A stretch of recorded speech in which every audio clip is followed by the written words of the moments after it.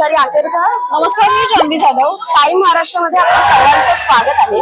गेल्या महिनाभरापासून कॉकरोच जनता पार्टी यांचं धर्मेंद्र प्रधान यांच्या राजीनाम्याच्या मागणीसाठी आंदोलन सुरू होतं। त्यानंतर सोनम वांगचुक यांनी 26 दिवस उपोषण केलं आणि त्यानंतर अनेक विद्यार्थी दिल्ली जंतर मंतर येथे रस्त्यावर उतरले आणि मोठ्या प्रमाणात आंदोलन सुरू झालं। या आंदोलनाचा परिणाम पोलिसांनी लाठीचार्ज केला।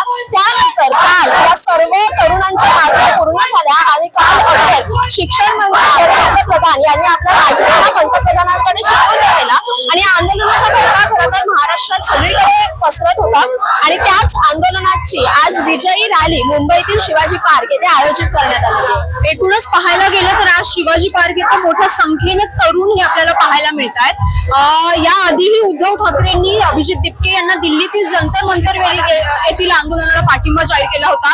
त्यानंतर मुंबईत देखील राज ठाकरे आणि उद्धव ठाकरेंनी हा पाठिंबा दर्शवला होता। त्यानंतर या आधीही आदित्य ठाकरे आणि अमित ठाकरेंनी एक तिरंगा रॅली म्हणून काढली होती। त्यात देखील विद्यार्थ्यांचा मोठा सहभाग आपल्याला पाहायला मिळाला।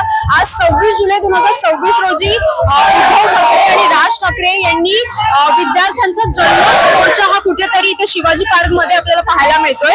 एकूणच पाहायला गेलं तर शिवाजी पार्क मध्ये मोठ्या संख्येने तरुण इथे उपस्थित झाले आहेत। विविध हातामध्ये पोस्टर्स घेत तिरंगा घेत हे विद्यार्थी आपल्याला इथे दिसत आहेत। मुंबईतील विविध भागातून हे तरुण इकडे आलेले दिसत आहेत।